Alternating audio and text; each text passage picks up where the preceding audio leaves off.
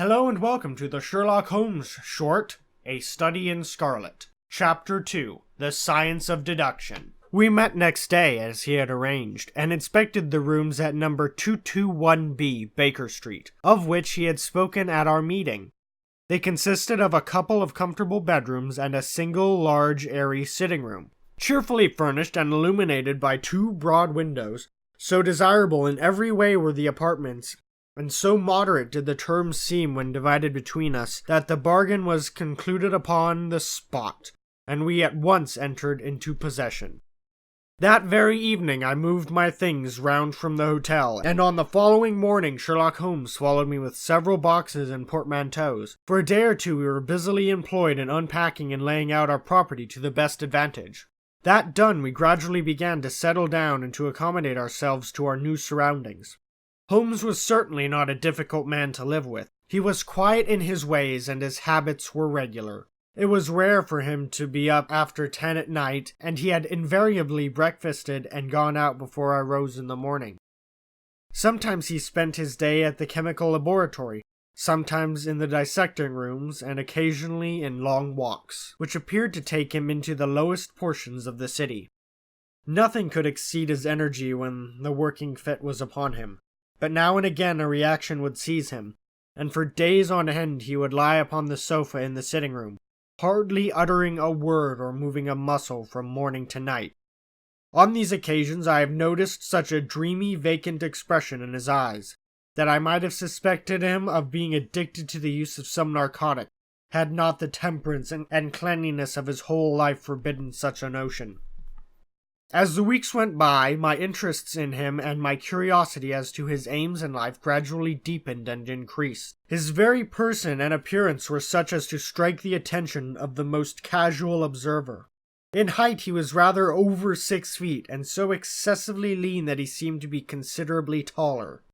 His eyes were sharp and piercing, save during those intervals of torpor to which I have alluded, and his thin, hawk-like nose gave his whole expression an air of alertness and decision. His chin, too, had the prominence and squareness which are a mark of the man of determination. His hands were invariably blotted with ink and stained with chemicals, yet he was possessed of extraordinary delicacy of touch, as I frequently had occasion to observe when I watched him manipulating his fragile philosophical instruments. The reader may set me down as a hopeless busybody, when I confess how much this man stimulated my curiosity, and how often I endeavored to break through the reticence which he showed on all that concerned himself. Before pronouncing judgment, however, be it remembered how objectless was my life, and how little there was to engage my attention. My health forbade me from venturing out unless the weather was exceptionally genial, and I had no friends who could call upon me and break the monotony of my daily existence. Under these circumstances I eagerly hailed the little mystery which hung around my companion, and spent much of my time endeavoring to unravel it. He was not studying medicine. He had himself, applied to a question, conferred Stamford's opinion upon that point. Neither did he appear to have pursued any course of reading which might fit him for a degree in science or any other recognized portal which would give him an entrance into the learned world. Yet his zeal for certain studies was remarkable, and within eccentric limits his knowledge was so extraordinarily ample and minute that his observations have fairly astounded me. Surely no man would work so hard or attain such precise information unless he had some definite end in view. Desultory readers are seldom remarkable for the exactness of their learning. No man burdens his mind with small matters unless he has some very good reason for doing so. His ignorance was as remarkable as his knowledge. Of contemporary literature, philosophy, and politics, he appeared to know next to nothing. Upon my quoting Thomas Carlyle, he inquired in the naivest way who he might be and what he had done. My surprise reached a climax, however, when I found incidentally that he was ignorant of the Copernican theory and of the composition of the solar system. That any civilized human being in this 19th century should not be aware that the Earth traveled round the sun appeared to be so much an extraordinary fact that I could hardly realize it. "You appear to be astonished," he said, smiling at my expression of surprise. "Now that I do know it, I shall do my best to forget it." "To forget it?" "You see," he explained, "I consider that a man's brain originally is like a little empty attic, and you have to stock it with such furniture as you choose.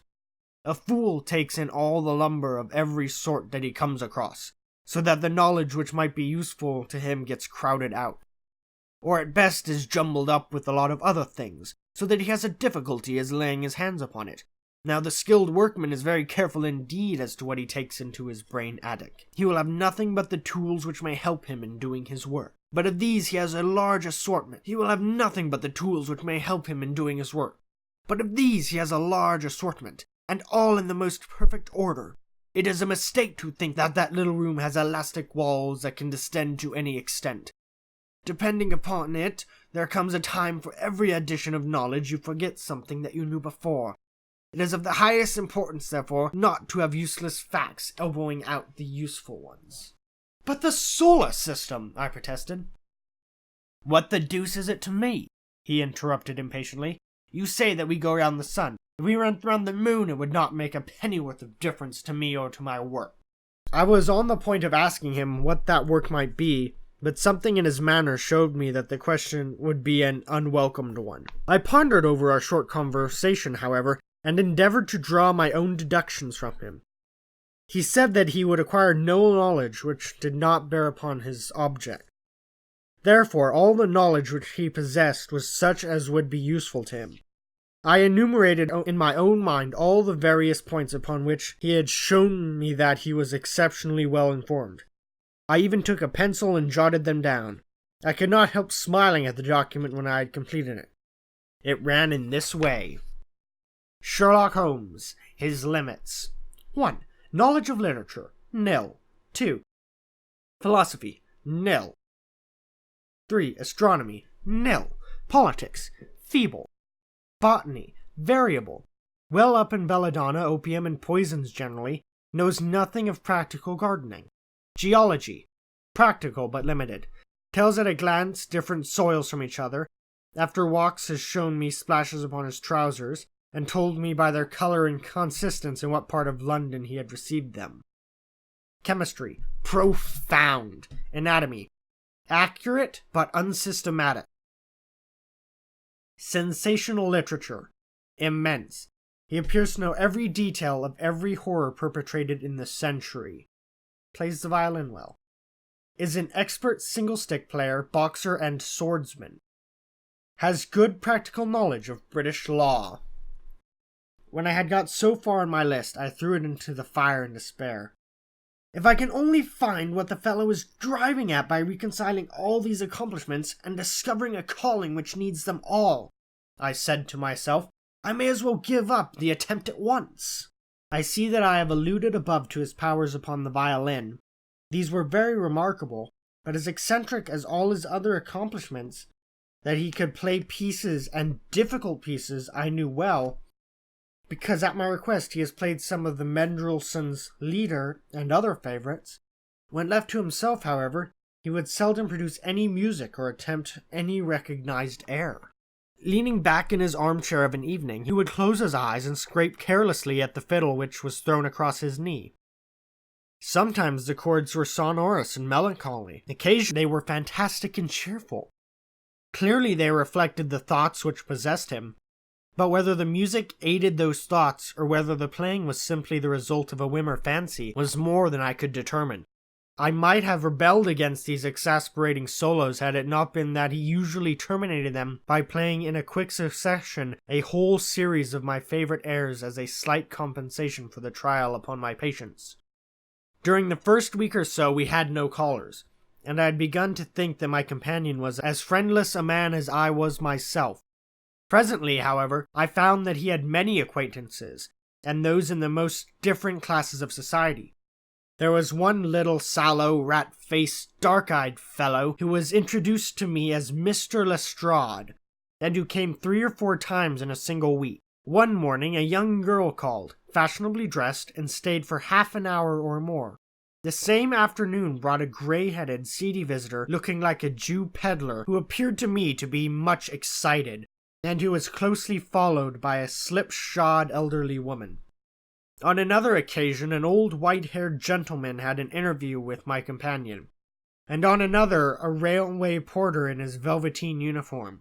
When any of these nondescript individuals put in an appearance, Sherlock Holmes used to beg for the use of the sitting room, and I would retire to my bedroom. He always apologized to me for putting me to this inconvenience. "I have to use this room as a place of business," he said, "and these people are my clients." Again I had an opportunity of asking him a point-blank question, and again my delicacy prevented me from forcing another man to confide in me.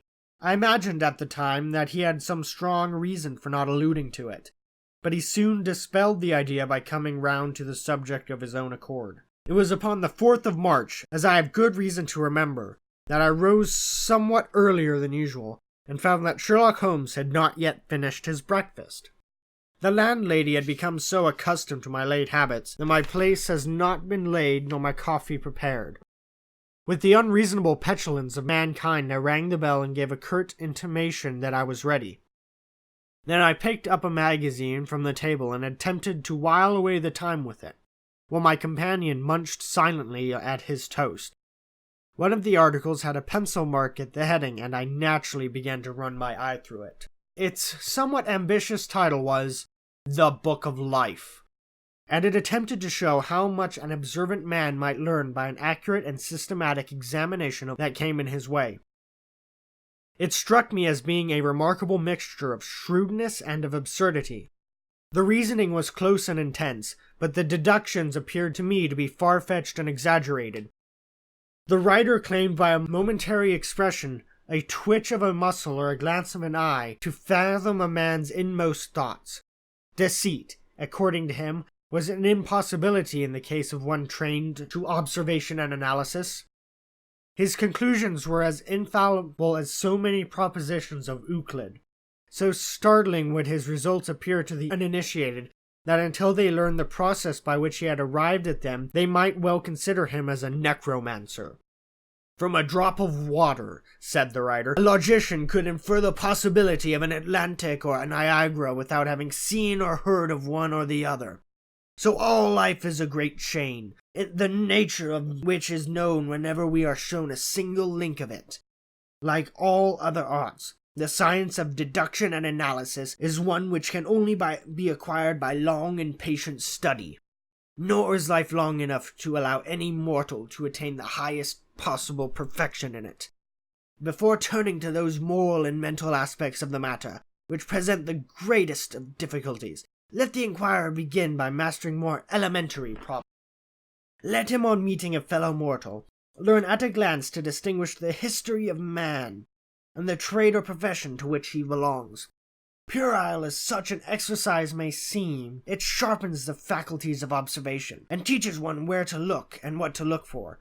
By a man's fingernails, his coat sleeve, by his boot, by his trouser knees, by the callosities of his forefinger and thumb, by his expression, by his shirt cuffs, by each of these things a man's calling is plainly revealed. That all united should fail to enlighten the competent inquirer in any case is almost inconceivable." "What ineffable twaddle!" I cried, slapping the magazine down on the table. "I never read such rubbish in my life." "What is it?" asked Sherlock Holmes. "Why, this article," I said, pointing at it with my egg spoon as I sat down to my breakfast. "I see that you have read it since you have marked it. I don't deny that it is smartly written. It irritates me, though. It is evidently the theory of some armchair lounger who evolves all these neat little paradoxes in the seclusion of his own study. It is not practical. I should like to see him clapped down in a third-class carriage on the Underground and asked to give the trades of all his fellow travelers. I would lay 1,000 to 1 against him." "You would lose your money," Holmes remarked calmly. "As for the article, I wrote it myself." "You?" "Yes, I have a turn both for observation and for deduction. The theories which I have expressed there, and which appear to you to be so chimerical, are really extremely practical, so practical that I depend upon them for my bread and cheese." "And how?" I asked involuntarily. "Well, I have a trade of my own. I suppose I'm the only one in the world. I am a consulting detective, if you can understand what that is." Here in London, we have lots of government detectives and lots of private ones. When these fellows are at fault, they come to me, and I manage to put them on the right scent. They lay all the evidence before me, and I am generally able, by the help of my knowledge of the history of crime, to set them straight. There is a strong family resemblance about misdeeds, and if you have all the details of 1,000 at your finger ends, it is odd if you can't unravel the 1,001st. Lestrade is a well-known detective. He got himself into a fog recently over a forgery case, and that was what brought him here. And these other people? They are mostly sent on by private inquiry agencies. They are all people who are in trouble about something and want a little enlightening. I listen to their story, they listen to my comments, and then I pocket my fee. But do you mean to say, I said, that without leaving your room you can unravel some knot which other men can make nothing of, although they have seen every detail for themselves? Quite so. I have a kind of intuition that way. Now and again a case turns up which is a little more complex. Then I have to bustle about and see things with my own eyes. You see, I have a lot of special knowledge which I apply to the problem, and which facilitates matters wonderfully. Those rules of deduction laid down in that article which arouse your scorn are invaluable to me in practical work. Observation with me is a second nature. You appeared to be surprised when I told you, on our first meeting, that you had come from Afghanistan. You were told, no doubt. Nothing of the sort. I knew you came from Afghanistan. From long habit, the train of thoughts ran so swiftly through my mind that I arrived at the conclusion without being conscious of the intermediate steps. There were such steps, however. The train of reasoning ran. Here is a gentleman of a medical type, but with the air of a military man. Clearly an army doctor, then. He has just come from the tropics, for his face is dark, and that is not the natural tint of his skin, for his wrists are fair. He has undergone hardships and sickness, as his haggard face says clearly. His left arm has been injured. He holds it in a stiff and unnatural manner, where in the tropics could an English army doctor have seen much hardship and got his arm wounded. Clearly in Afghanistan. The whole train of thought did not occupy a second. I then remarked that you came from Afghanistan, and you were astonished. It is simple enough as you explain it, I said, smiling. You remind me of Edgar Allan Poe's Dupin. I had no idea that such individuals did exist outside of stories. Sherlock Holmes rose and lit his pipes. No doubt you think that you are complimenting me in comparing me to Dupin, he observed. Now, in my opinion, Dupin was a very inferior fellow. That trick of his, breaking in on his friend's thoughts with an apropos remark after a quarter of an hour's silence, is really very showy and superficial. He had some analytical genius, no doubt, but he was by no means such a phenomenon as Poe appeared to imagine. Have you ever read Gaboriau's works? I asked. Does Lecoq come up to your idea of a detective? Sherlock Holmes sniffed sardonically. Lecoq was a miserable bungler, he said in an angry voice. He had only one thing to recommend him, and that was his energy. That book made me positively ill. The question was how to identify an unknown prisoner. I could have done it in 24 hours. Lecoq took 6 months or so. It might be made a textbook for detectives to teach them what to avoid. I felt rather indignant at having two characters whom I had admired treated in this cavalier style. I walked over to the window and stood looking out into the busy street. This fellow may be very clever, I said to myself, but he is certainly very conceited. There are no crimes and no criminals in these days, he said curiously. What is the use of having brains in our profession? I know well that I have it in me to make my name famous. No man lives or has ever lived who has brought the same amount of study and of natural talent to the detection of crime which I have done. And what is the result? There is no crime to detect. Most some bungling villainy with a motive so transparent that even a Scotland Yard official can see through it. I was still annoyed at his bumptious style of conversation. I thought it best to change the topic. I wonder what that fellow is looking for, I asked, pointing to a stalwart, plainly dressed individual who was walking slowly down the other side of the street. Looking anxiously at the numbers, he had a large blue envelope in his hand and was evidently the bearer of a message. You mean the retired sergeant of the Marines? Said Sherlock Holmes.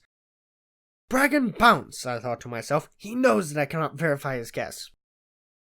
The thought had hardly passed through my mind when the man whom we were watching caught sight of the number on our door and ran rapidly across the roadway.